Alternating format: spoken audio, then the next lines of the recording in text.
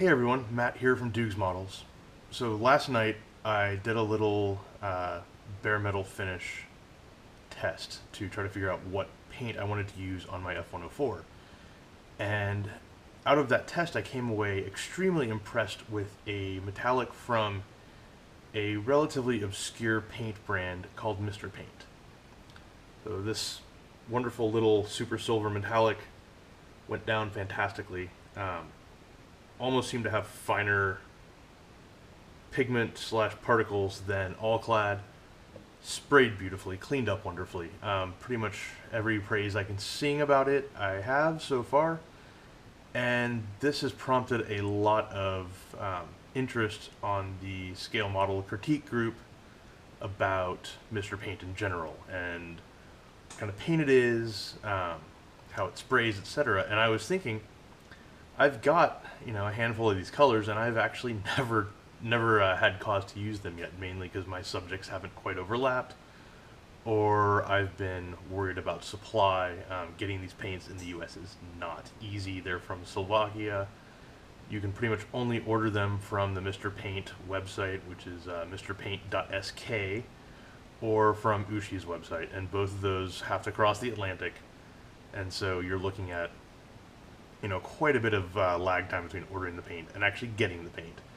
And as we all know, when you're neck deep in a project and you're ready to get into paint, you don't want to stop and wait for 3 weeks to a month for the colors that you need to show up. So I've kind of left them sitting in the drawer, but I figured with all the interest swirling around after my test last night, I may as well go ahead and bust some of these guys out and see how they do. So for this test, I'm going to test out 3 different colors. The first, anybody who builds modern U.S. aircraft is probably very familiar with this one. Dark Ghost Gray, so your standard low-vis gray top coat. Next up is Lemon Gray, which is sort of a primer-ish color. This is used heavily as a primer on a lot of Soviet slash Russian aircraft. So if you see, unpainted MiG-29s, chances are they're wearing about 3 or 4 different shades of this and various grays. Last up is one of the more difficult colors to really match well, and Mr. Paint has seen fit to give us a wonderful treatment of it, this Russian turquoise cockpit color. So this is that sort of unnatural bright aqua color that you see in a lot of things like MiG-21s, MiG-23s, Heinz, that sort of thing. A lot of people try to mix this themselves, and it either comes out, it's either, way off, or it's a bit too muted, or whatever. So, this is, based on the reference photos I have, this is pretty freaking close looking. So, what are we going to paint these on? Well, getting my carcass F-15 fuselage here.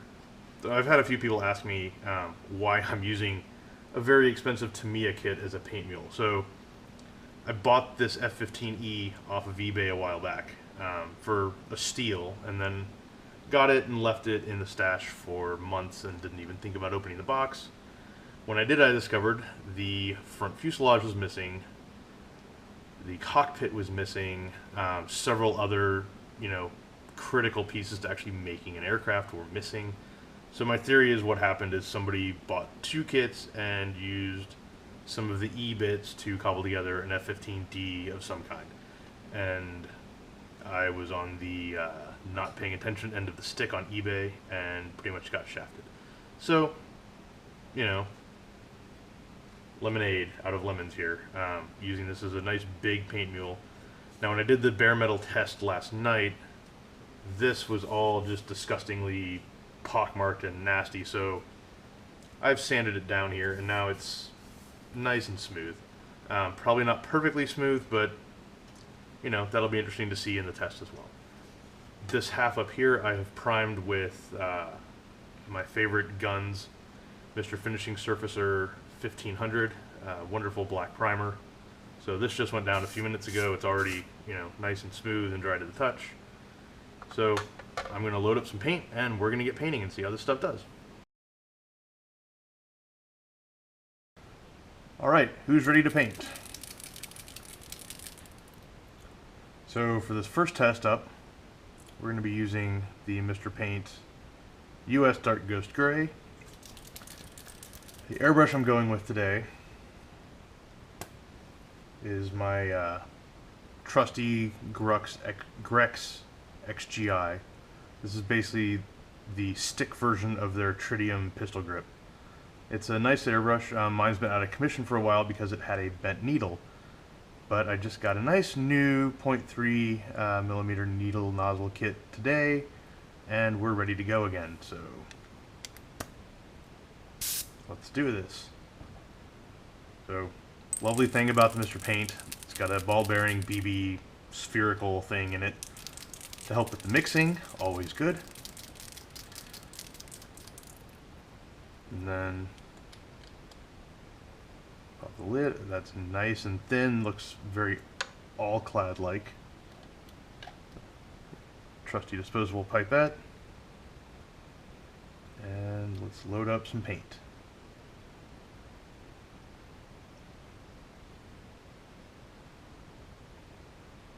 Alright, cap back on.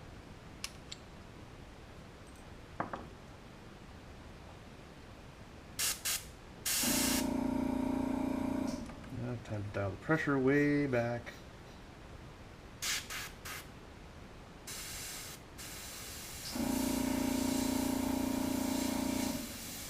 Sorry, I'm just making sure that it sprays.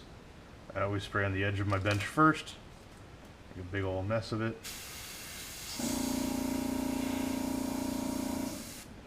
Yeah, I can even take the pressure down more. Nice.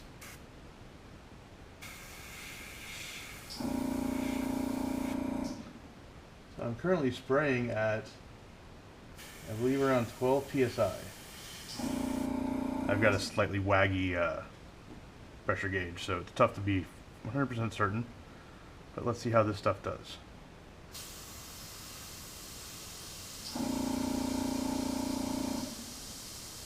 Getting a bit of spitting, a little bit more pressure.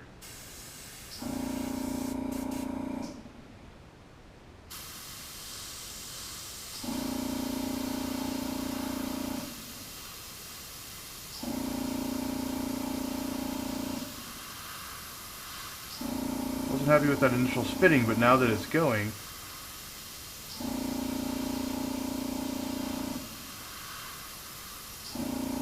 definitely seems to cover nicely. Let's take it over a few details.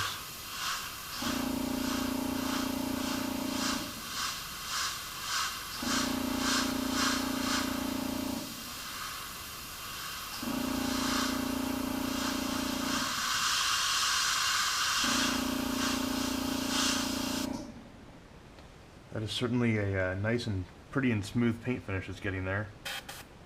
I was not happy with that initial spitting. Whoa! This stuff is very thin, so definitely have to watch how fast it's coming out. I am barely on the trigger. That's probably because I'm on a 0.3 needle, which is a bit wider than I normally like to play with.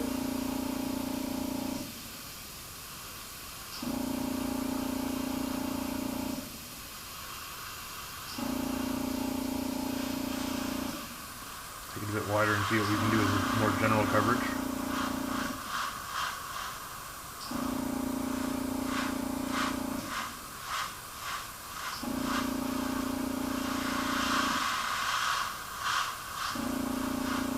I will say this, it definitely goes down thin, and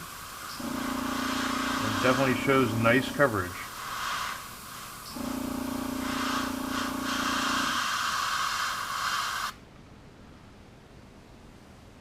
And pretty measured overspray, you know, considering the brush and the needle that I'm going with.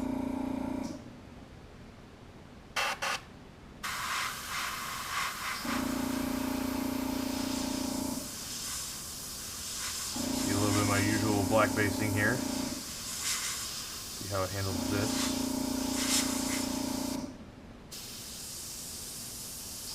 Again, I am barely on the trigger at all.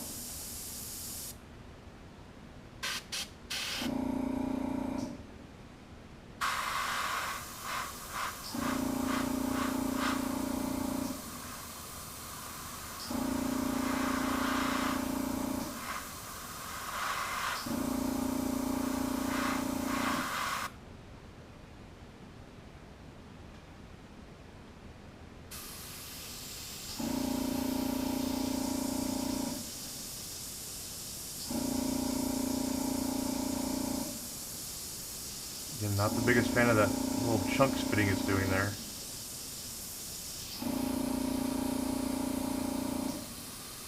Once I go a bit wider,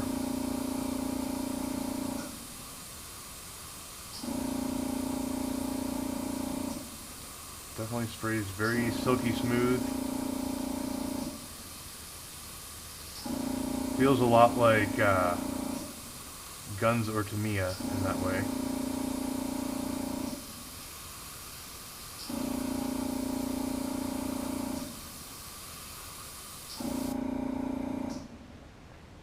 Aside from this one here where it flooded out, if we can erase that.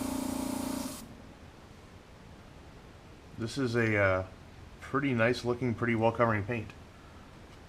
So now we're going to flip it. I am curious to see how it does on this rougher, less uniform surface. So this F15, because of the gun bay here, sits weird, so I'm going to put the this just god-awful resin radome over there as a support. Let's see how it does on the uneven, broken, disgusting surface over here. You can see it goes down with a definite sense of translucency over here. Something that can be hard to tell on the black because it's that basic uniform surface.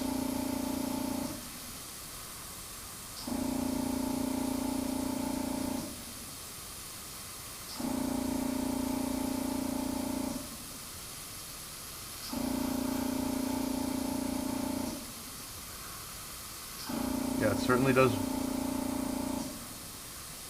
build up quite nicely. I can see it covering the details here quite well. Definitely takes more paint than on the black side. One thing I like about black basing is you use far less paint because you're not having to worry about covering up all those underlying details, and you get a nice, interesting coat as opposed to, you know, this bar of gray that we've got here. Still, yeah, I can't complain too much. One thing I would like to try, give this a whirl here. I'm going to bust out my Iwata Custom Micron. Always a fun airbrush to play with. Now this paint says you might have to thin it for smaller airbrush diameters, but let's find out.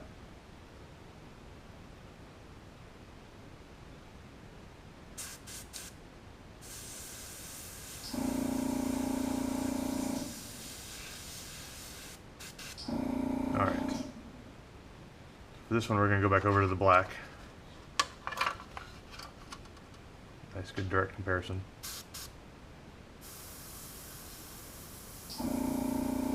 Yeah, the difference between the Grex, which is a nice big workhorse, especially with the 0.3 on it, and the Iwata Custom Micron, I mean, this is it right here. Like, this airbrush is stupid good at atomizing paint, especially at these tiny little, you know, pencil width lines here. Makes this sort of marble coating for the black basing type of approach much easier to do. Again though, I am barely on the trigger on this guy. Because I want to see how it covers details, I'm also going to bring it up here just a little bit.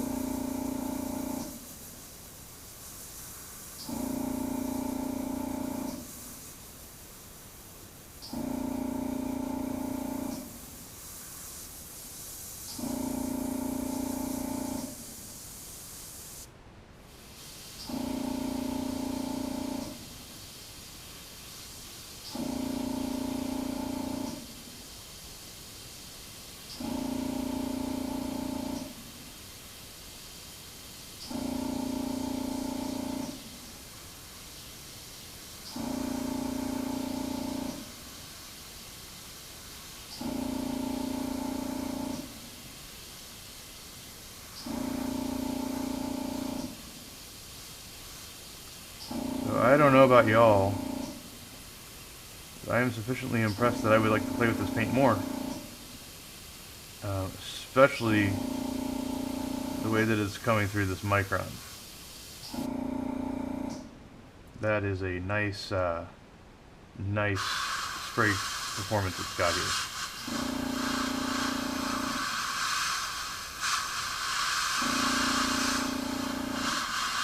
Now, if I were really doing this paint job for real, this blending coat would probably be more thin, and I'd also like to try to introduce a few different shades or a few different other very slight tones into that marbling coat. So on something like this Ghost Gray, that might be some very, very light tan, it might be some whites.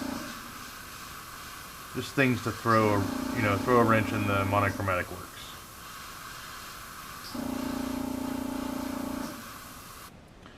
I mean, as you can see, this stuff goes down wonderfully. So I'm going to pause here, do a bit of a cleanup, and switch over to the next color. See how this does over black. Coverage is so fantastic, should be no problem.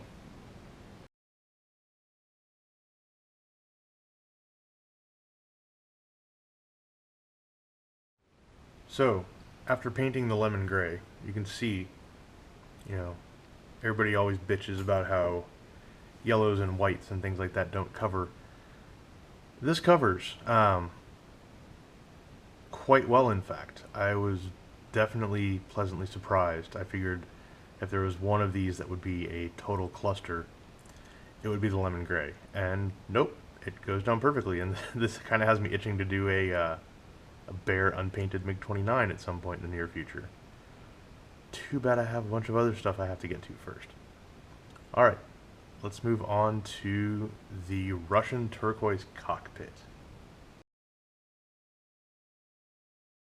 Alright, let's move on to the last subject here in our Mr. Paint test.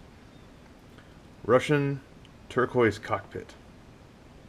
Now I think it's funny that this was MRP1. This is the first paint they made, so that speaks obviously to a certain pain point in the modeling community for a good, vibrant aqua Russian turquoise cockpit color. So let's see how it does.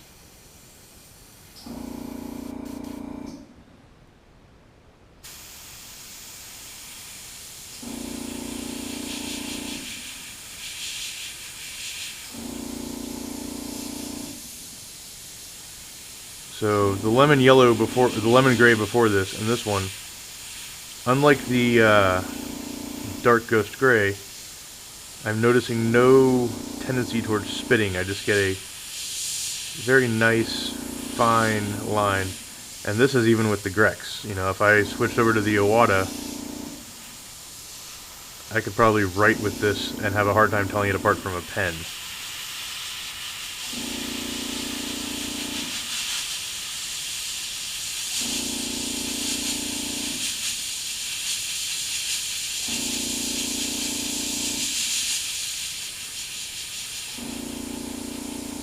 So, as an aside while I paint in here, one thing that I talk about a lot on forums, on Facebook, and on my blog, is this idea of painting small. I know there are plenty of modelers out there who like to take a spray can and just rattle bomb the hell out of their kits. And every time I read that, I kind of wince a little bit. I know, it's your model, etc. But I really find, even though it takes a little bit longer, this whole notion of painting small, not trying to get everything in one go, ultimately leads to a really much more visually interesting finish.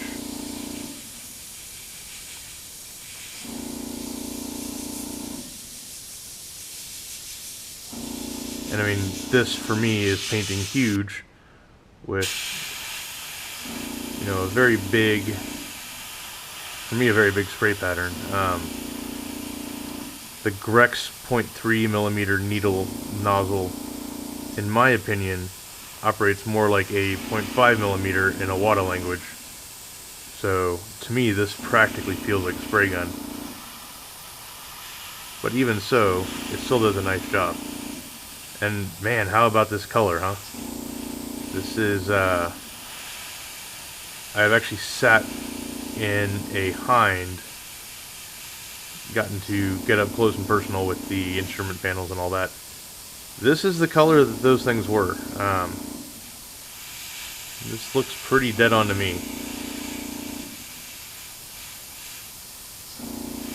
So it's nice that somebody finally thought to make this color for anybody building a Russian aircraft of the right kind.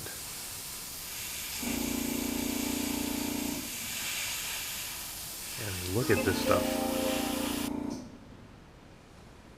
You really cannot complain with that. You know, even just kind of bombing it on, as I'll do down here.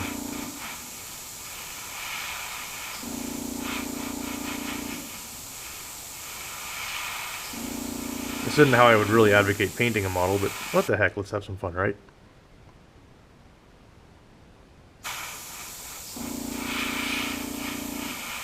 You know, even just bombing it on, this stuff cooperates. It is very thin, so I'm going to do this in the name of science, I guess, or in the name of don't do this. But if you get on this stuff too much, it'll run very quickly. You know, even if you crank up, because I'm running a really low pressure, so if I crank the pressure up a little bit,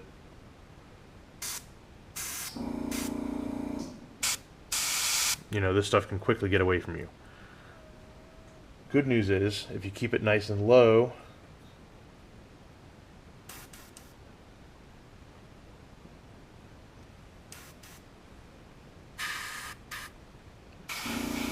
it will dance with you all night long.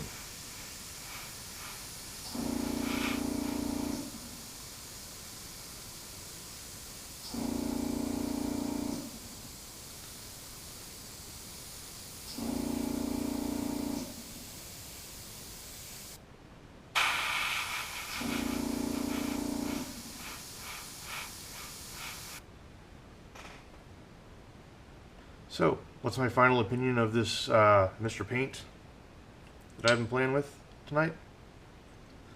I've got to say, I am bowled over by how nice this paint is. It is definitely not something that you want to flood onto a model. You definitely want to have a light hand, paint small, keep at a low pressure, but, I mean, you know, ignoring the for science bit here of nastiness, you know, just look at the smoothness of the, you know, of these colors. I mean, this is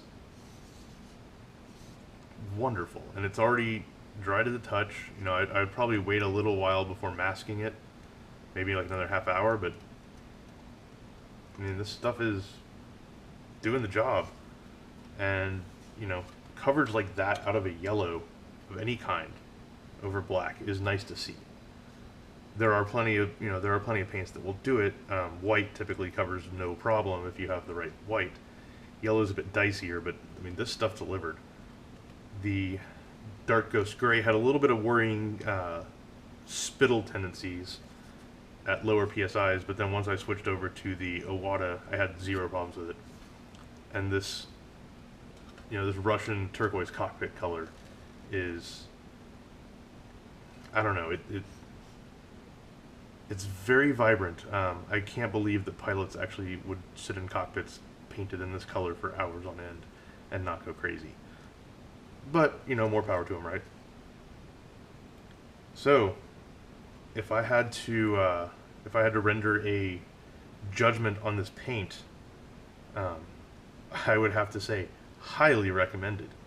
And hopefully somebody figures out a way to start stocking this stuff in the US soon, because I really wouldn't mind building up my stocks of it, but I would really rather not have to do it ordering from across the Atlantic and sitting there and waiting for paint to dry, for this paint to show up. So fingers crossed. In the meantime, if you've been on the fence thinking about trying some of this stuff out, I highly recommend it.